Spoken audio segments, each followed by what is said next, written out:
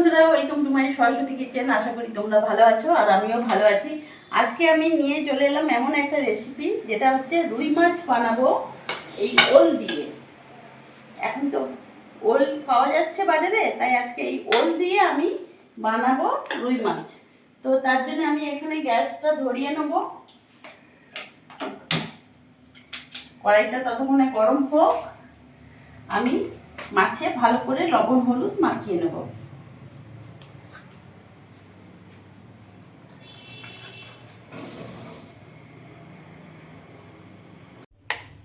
মাছে ভালো করে লবণ হলুদ আমি মাখিয়ে নিয়েছি। কড়াই গরম হয়ে গেছে, আমি সর্ষের তেল দিয়ে দেবো। রান্নাটা পুরোটাই সর্ষের তেলে করব। তেলটা ভালোভাবে গরম হয়ে গেছে, এবার মাছগুলো আমি দিয়ে দেবো।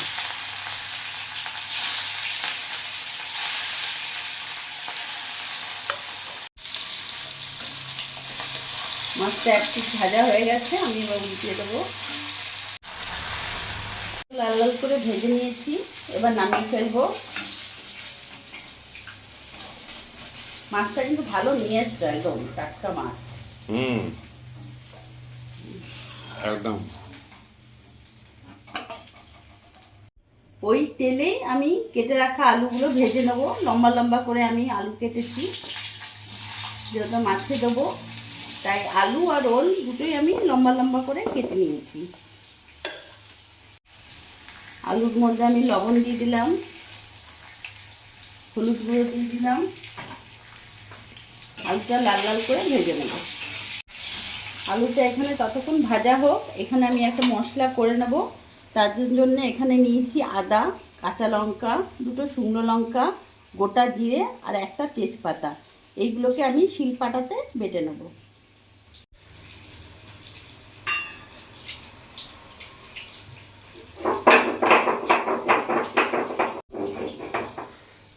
তেজপাতা বাটলে হ্যাঁ, এই তেজপাতাও যদি মশলার সাথে বেটে দিই না, দারুণ টেস্ট। সেন্টার ভালো।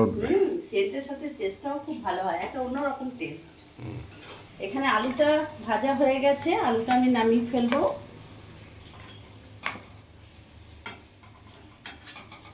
একটু সময় লাগে শিলপাটাতে বাটতে, কিন্তু টেস্ট হয় দারুণ। এই তেলের মধ্যে আমি এই ওলগুলো ভেজে নেব। কেটে রাখা ওলগুলো একটু তেলের মধ্যে ভেজে নেব। হালকা ফ্রাই। হ্যাঁ, হালকা ভাজা ভাজা একটু করে নেবো সব।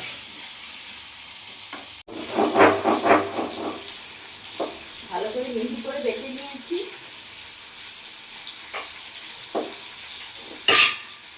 নামিয়ে ফেলবো।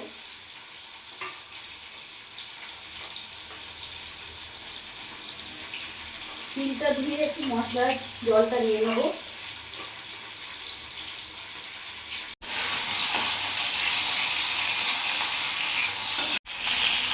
ওলটা ভাজা ভাজা হয়ে গেছে, এরই মধ্যে আমি এখন মশলাটা পুরোটা দিয়ে দেবো।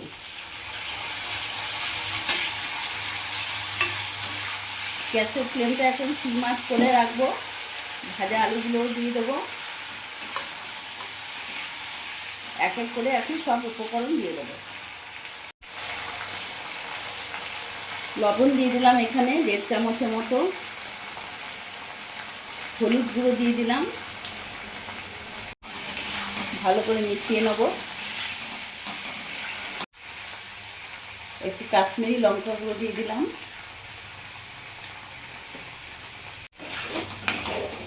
ভালো করে মিশিয়ে নেব।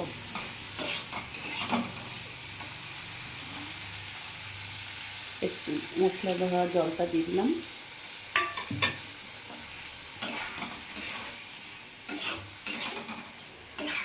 এখন সিম আঁচ করে আমি 2 থেকে 3 মিনিট ঢাকা দিয়ে রেখে দেবো। কিছুক্ষণ ঢাকা দিয়ে রেখে দিয়েছিলাম, 2 মিনিট সিম আঁচ করে। কালারটা দেখো কত সুন্দর হয়েছে। দেখতে পাচ্ছ, ওগুলোও সেদ্ধ হয়ে গেছে। যার জন্য আমি সিম আঁচ করে রেখেছিলাম, যাতে মশলাটার সাথে ভালো করে, ওলের সাথে মশলার ভেতরে ভালো করে মজে যায়। ভালো করে কষানো হয়ে গেছে, এবার এতে আমি জল দিয়ে দেবো। যেরকম ঝোল খাবে রাখবে সেই হিসেবে জল দেবে। আমি আন্দাজ মতো রাখলাম, যে বেশি ঝোল করব না। এবার ভালো করে ফুটতে দেবো, ঢাকা দিয়ে দেবো, গ্যাসের ফ্লেমটা মিডিয়াম রাখবো। কিছুক্ষণ ঢাকা দিয়ে রেখেছিলাম, দেখি সেদ্ধ হয়েছে কিনা। বাহ, খুব সুন্দর কচু সেদ্ধ হয়েছে, দেখো ওলগুলো। হয়েছে ভালো? হ্যাঁ, ওল সেদ্ধ হয়ে গেছে। বললো চলো খুব ভালো। হ্যাঁ, আলু তো সেদ্ধ হয়েছে। ওলগুলো হ্যাঁ, এবার ভেজে রাখা মাছগুলো দিয়ে দেবো। ঝোল ঝোল রাখবো নাকি? হালকা জল রাখো, একবারে জল না রাখো। ভালো লাগবে দেখবে খেতে। হুম অনেক রকম করে তো খাই, হুম। ওল দিয়ে ভালো লাগবে। আর এখন তো ওল উঠছে না। 2 মিনিট এইভাবে আমি ফুটিয়ে নেব, আর ঢাকা দেবো না।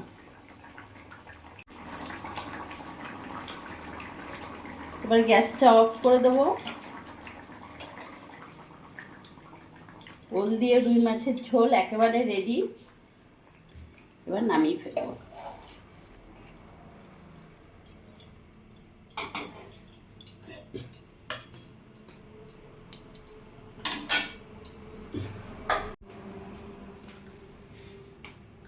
তো তোমরা দেখলে আজকে আমি বানিয়ে ফেললাম ওল দিয়ে রুই মাছের ঝোল। এখন তো ওল পাওয়া যাচ্ছে, এইভাবে একবার রেসিপিটা করে দেখবে, সত্যি খুব ভালো লাগবে। আমার ভিডিওটা যদি তোমাদের ভালো লাগে প্লিজ লাইক কমেন্ট শেয়ার করে আমার পাশে থেকো। আর তোমরাও সবসময় ভালো থেকো।